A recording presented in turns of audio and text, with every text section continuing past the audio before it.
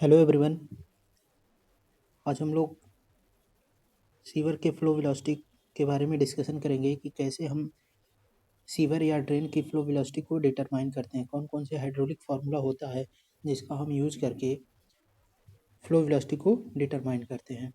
वैसे तो जनरली अगर हम सीवर की बात करें तो सीवर में फ्लो वेलोसिटी डिटरमाइन करने के लिए हम सबसे ज़्यादा मैनिंग्स फार्मूले का यूज़ करते हैं। ये हमारा मैनिंग्स फार्मूला है। इस फार्मूले से हम सबसे ज़्यादा क्वेश्चन को सॉल्व करते हैं सीवर की फ्लो वेलोसिटी को डिटरमाइन करने के लिए। तो हम बेसिकली कुछ और हाइड्रोलिक फार्मूले के बारे में बात करेंगे जिससे हम सीवर के फ्लो वेलोसिटी डिटरमाइन करते हैं। सबसे पहला हमारा फार्मूला आता है चेजी फार्मूला। चेजी फार्मूला हमारा क्या होता है? v equals to C under root R S. अब वी कैपिटल वी क्या हमारा velocity of flow in metre per second होता है। कैपिटल एस इक्वल्स टू होता है हमारा hydraulic gradient. R equal to होता है हाइड्रोलिक मीन डेप्थ और डब्ल्यू इक्वल्स टू होता है area upon wetted perimeter A upon P. ठीक। अब जो हमारा चेजी कांस्टेंट होता है वो डिपेंड करता है वेरियस फैक्टर्स पे।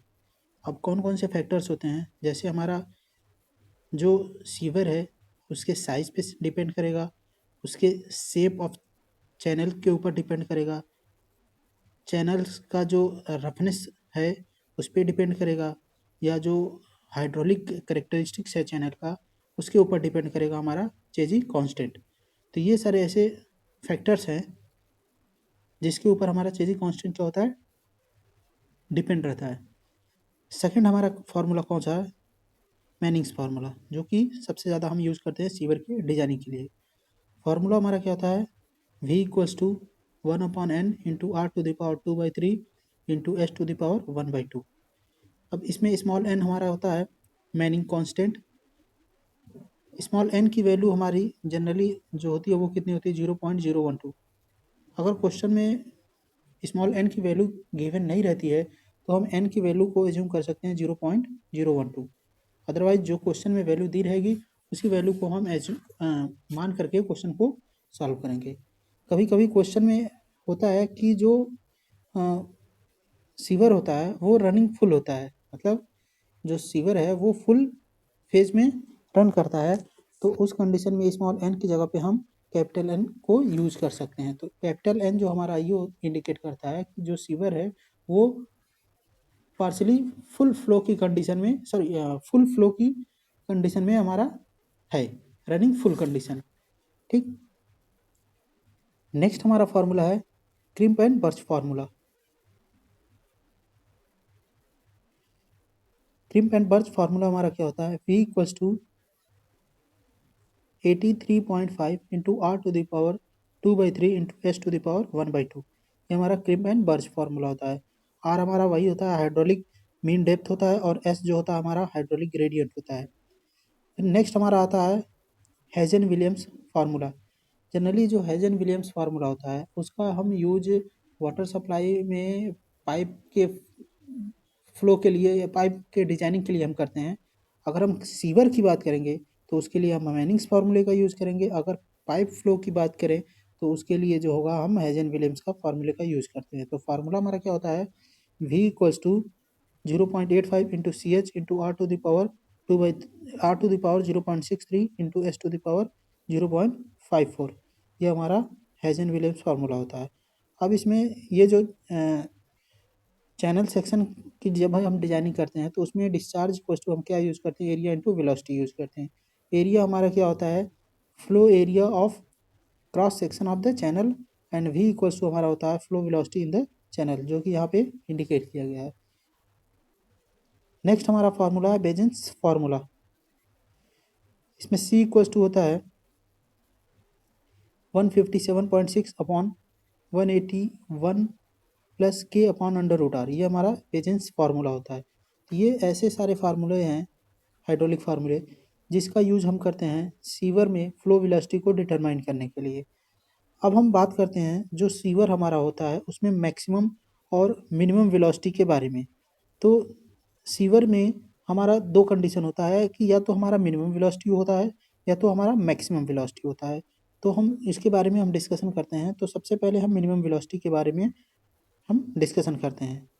तो जो हमारा मिनिमम वेलोसिटी होता है वो डे के वन टाइम यानी कि दिन के 24 घंटे में एक बार ऐसा कंडीशन आता है at least once a day minimum velocity उसमें हमारा फ्लो होता है। दिन के 24 घंटे में एक बार जरूर हमारा वेलोसिटी मिनिमम होता है, जो कि यहाँ पे इंडिकेट किया गया है, लिखा गया है the generation of a minimum self cleansing velocity in the sewer at least once a day. ठीक, अब इसमें सेल्फ क्लींसिंग वेलोसिटी क्या होता है? Self cleaning velocity V S equal to होता है C under root K into D dash into bracket में G S minus one. ये हमारा फार्मूला होता है सेल्फ क्लीनिंग वेलोसिटी का। इसको हम इस फार्मूले को एक इस तरह से भी लिख सकते हैं V S equal to under root 8 K upon F dash into G S minus one bracket close into small G into D dash. ये हमारा होता है, इस फॉर्मूले को हम इस फॉर्म में भी हम लिख सकते हैं। अब इसमें जो जो टर्म्स यूज हुए हैं उसमें जैसे के है, के हमारा क्या है कि के की वैल्यू जो होती है ऑर्गेनिक मैटर और इनऑर्गेनिक मैटर्स के लिए अलग अलग होती है। अब हम इनऑर्गेनिक मैटर्स के लिए बात करें तो के इक्वल्स टू होता है 0.04 और ऑर्गेनिक मैटर्स के लिए जो के की वैल्यू होती है 0.60 होती है। और डी डैश हमारा क्या है? डायमीटर ऑफ द ग्रेन होता है। डी हमारा डायमीटर ऑफ ग्रेन होता है।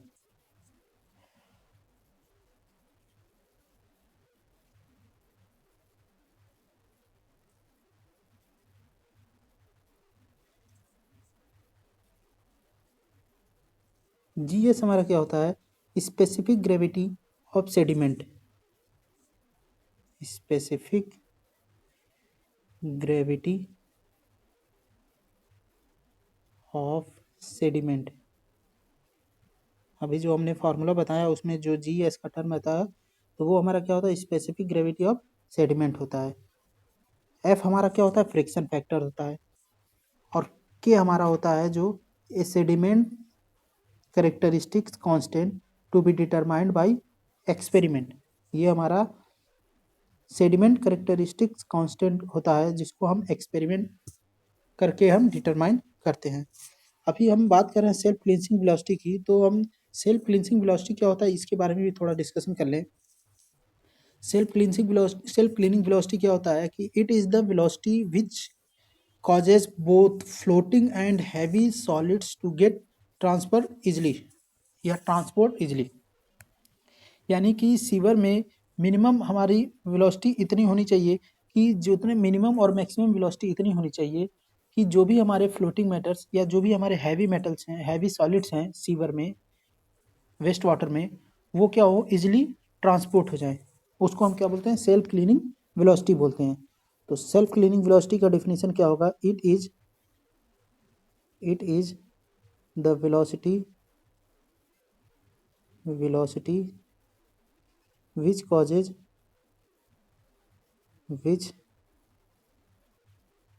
causes both floating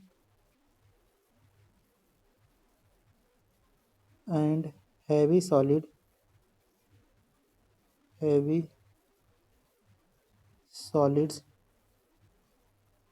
to get transport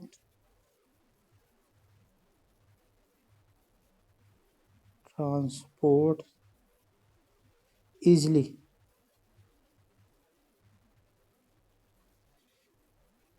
ठीक, ये हमारी सेल्फ क्लीनिंग वेलोसिटी की डेफिनेशन होती है।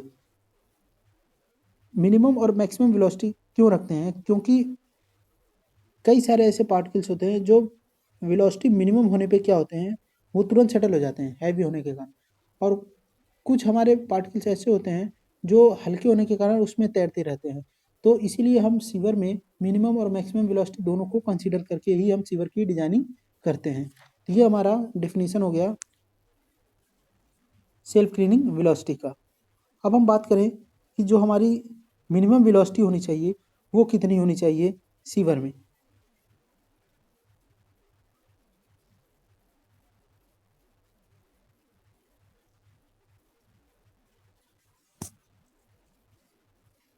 अगर हम मिनिमम वेलोसिटी की बात करें, मिनिमम वेलोसिटी, तो मिनिमम वेलोसिटी हमारी जो होती है वो होगी 0.45 मीटर पर सेकेंड। और अगर हम एवरेज वेलोसिटी की बात करें, एवरेज वेलोसिटी वो हमारी होती है 0.9 मीटर पर सेकेंड। ठीक, ये हमारी मिनिमम और एवरेज वेलोसिटी होती है किसी भी सीवर में, ताकि जितने भी इम्प्योरिटीज़ हों सीवेज में हमारे प्रेजेंट वो क्या हो जाएं, रिमूव हो जाए इजीली। तो उसी में हमारी मिनिमम और एवरेज वेलोसिटी इतनी होनी चाहिए।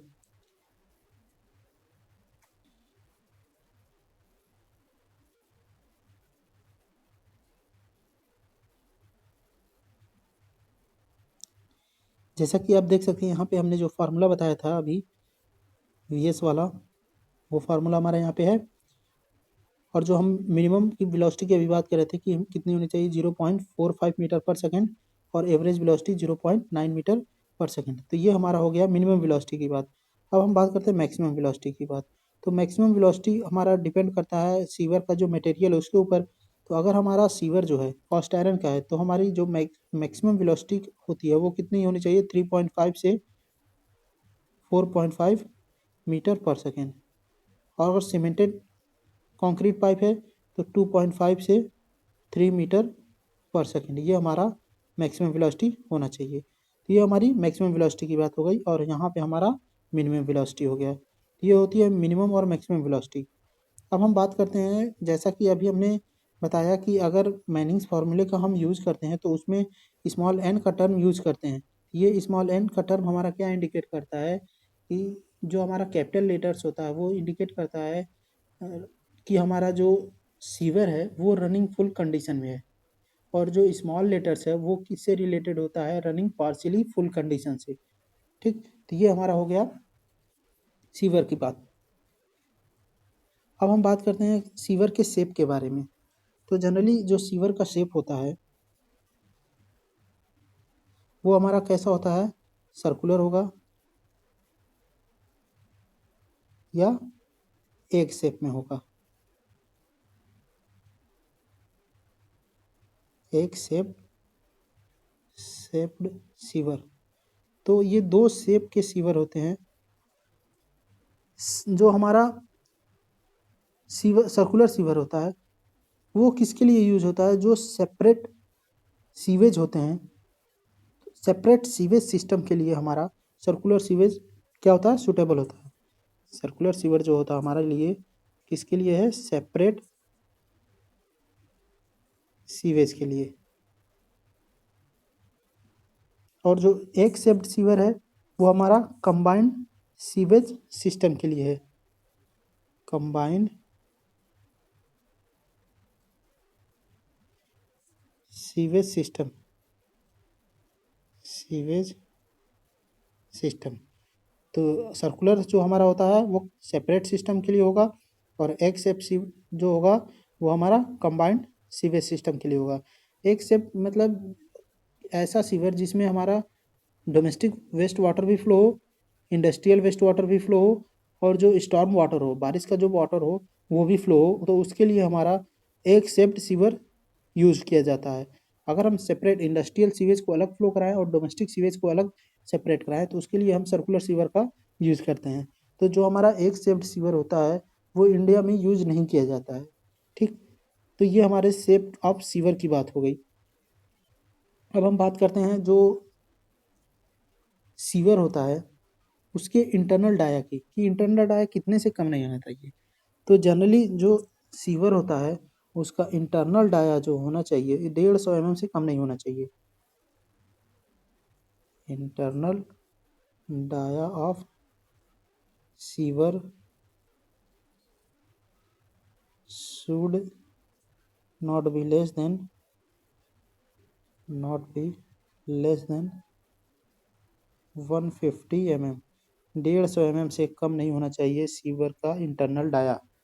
ठीक, तो ये हमारा सीवर की डाया की बात हो गई। अब हम बात करते हैं सीवर के मटेरियल्स के बारे में। तो जनरली सीवर के जो मटेरियल्स होते हैं उस कौन कौन से मटेरियल्स के हम सीमेंट का सीवर होता है, सीमेंट कंक्रीट का सीवर होता है, प्लेन सीमेंट कंक्रीट का होता है, रेनफोर्स्ड सीमेंट कंक्रीट का सीवर होता है, फिर कास्ट आयरन का सीवर होता है, ब्रिक का सीवर होता है। ठीक, तो ये हमारे सीवर के मटेरियल्स होते हैं जिससे हम सीवर को बनाते हैं। जनरली आजकल हम सीमेंट कंक्रीट का जो सीवर होता है उसका यूज़ करते हैं, या तो हम जो कास्ट आयरन का सीवर होता है उसको यूज़ करते हैं। अब हम इसके अपार्टेंट्स की बात करें कि सीवर में कौन कौन से अपार्टेंट्स होते हैं। अपार्टेंट्स मीन्स कि उसके कौन कौन से उपकरण जो होते हैं जो हम सीवर लगाते हैं तो उसमें यूज़ किए जाते हैं। तो सबसे पहला उसमें अपार्टेनेंस क्या होता है, मैनहोल्स। सेकंड होता है कैच बेसिन। थर्ड होता है फ्लशिंग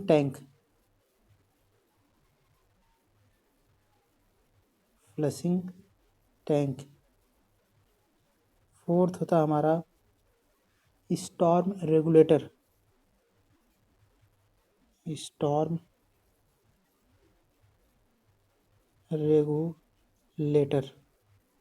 एक होता है हमारा ड्रॉप मैनहोल। तो एक होता है हमारा ग्रीस एंड ऑयल ट्रैप्स। एक होता है इन्वर्टेड साइफन। तो ये हमारे ऐसे अपार्टेनेंस हैं जिनका यूज हम सीवर में करते हैं। जो मैनहोल्स होता है वो हम इस पर्पज से प्रोवाइड करते हैं ताकि कभी भी सीवर की क्लीनिंग करनी हो तो उसका हम क्लीनिंग इजीली कर सकें। ये जो मैनहोल होता है वो हम मेसोनरी या आरसीसी का बनाते हैं। एक सूटेबल इंटरवल पर जो हमारा सीवर होता है उसके एक सूटेबल डिस्टेंस पर एक निश्चित दूरी पर हम हर एक पॉइंट पर जो डिस्टेंस फिक्स होती है उस पॉइंट पे हम मैनुअल प्रोवाइड करते हैं मेसनरी या आरसीसी का चैम्बर, ताकि उससे हम सीवर को हम क्लीनिंग करने के पर्पज से यूज़ कर सकें। तो ये हमारे पाइप सीवर अपर्टिनेंस के बारे में हो गया। तो ये हमारे कुछ ऐसे पॉइंट्स थे जिनका हम यूज करते हैं सीवर में। अपने हम नेक्स्ट लेक्चर में सीवर से रिलेटेड कुछ न्यूमेरिकल के बारे में डिस्कशन करेंगे कि सीवर की डिजाइनिंग हम कैसे करते हैं, सेपरेट सीवर की डिजाइनिंग कैसे करेंगे, अगर कंबाइंड सीवर या एक शेप्ड सीवर का डिजाइन करना हो तो हम कैसे हम करते हैं। तो इसके बारे में हम अपने नेक्स्ट लेक्चर में डिस्कशन करेंगे। Thank you.